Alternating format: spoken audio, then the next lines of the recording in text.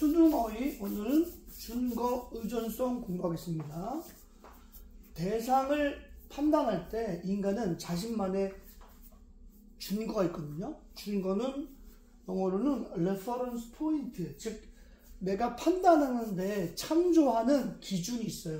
그거에 따라서 대상의 판단이 달라진다는 거죠. 즉 대상에 대한 판단은 절대적이지 않고 상대적이라는 그런 뜻입니다. 즉 기준점에 따라서 달라지는 거죠. 선생님이 30도면은 굉장히 덜 느껴지는데 어제 기준 8월 10일 기준으로 낮에 30도인데 에어컨을 켜지 않았어요.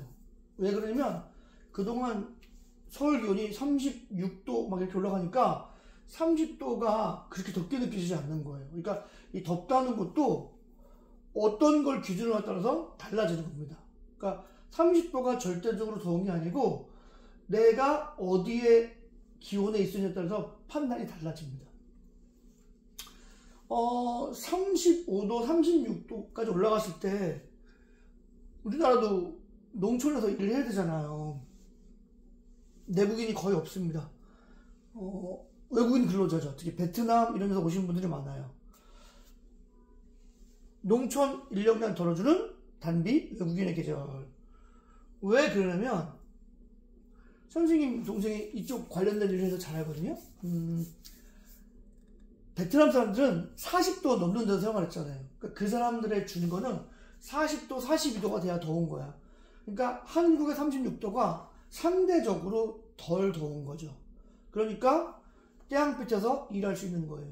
내국인은 왔다가 그냥 중간에 도망간다고 하더라고요. 그래서 사실 우리나라 농촌에서는 현재 외국인 근로자가 없으면 농촌이 잘 운영되기 어려울 정도로 힘듭니다. 여름에는.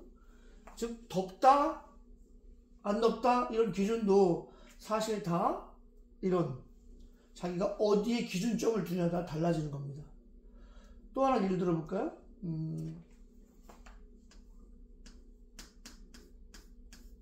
컵라면.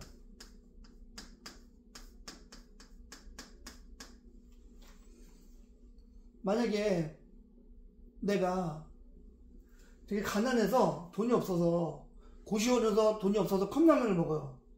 그러면 굉장히 불행해지겠죠. 근데 미국 여행을 가서 기름지고 느끼한 뭐 햄버거나 또는 뭐 감자튀김을 잔뜩 먹은 다음에 컵라면을 먹으면 너무나 맛있고 행복하겠죠. 즉 컵라면이라고 하는 것이 절대적으로 어떤 맛의 상태를 유지하는 게 아니고 어떤 상황에 먹냐에 따라 달라지는 거죠. 즉 준거에 따라서 달라진다는 대표적인 예가 되겠습니다.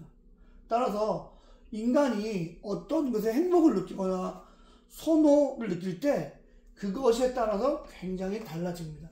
또 재밌는 예를 하나 들어줄까요? 남학생이나 여학생 중에서 문자할 때 여자친구 남자친구 할 때 문자할 때 이렇게 자꾸 틀리는 경우가 있잖아요. 그러니까 한글을 사용할 때 오류를 범하는 경우 있잖아요. 이런 경우 남자들은 상대적으로 여자친구가 한글 오타를 내거나 오류를 보내면 약간 귀엽다? 이런 느낌이 좀 많아요. 근데 여학생들은 상대적으로 굉장히 거기에 대해서 약간 분노하거나 실망을 느낍니다. 왜냐면 되게 멍청하다고 생각하는 거예요. 이것도 여성과 남성에 따라서 그 지적인 능력의 차이에 대해서 느끼는 준거가 굉장히 다릅니다. 그래서 보통 이런 말 들어봤죠. 백치미라고.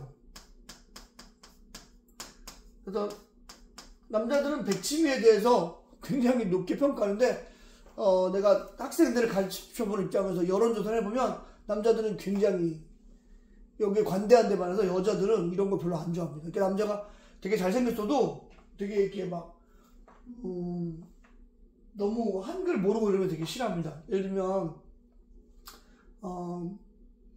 여자친구가 몸이 아파. 그래서 죽을 선물하면서 포스트잇에다가 이죽 먹고 빨리 나 이렇게 말하면 이거는 아이 낳을 때 쓰는 거란 말이야. 이런 거에 대해서 여학생들은 약간 굉장히 극혐합니다. 그런 견해는 있어요. 그러니까 이게 개인적으로 준 것도 다르지만 성별에 따라서도 좀 다르고 집단에 따라서도 굉장히 다르다는 걸 알 수가 있죠. 자, 오늘은 준거 의존성에 대해서 공부했습니다. 대상의 판단은 절대적이지 않고 상대적이다. 그게 그 사람이 어디에 살았느냐에 따라서 준거가 굉장히 달라지기 때문입니다.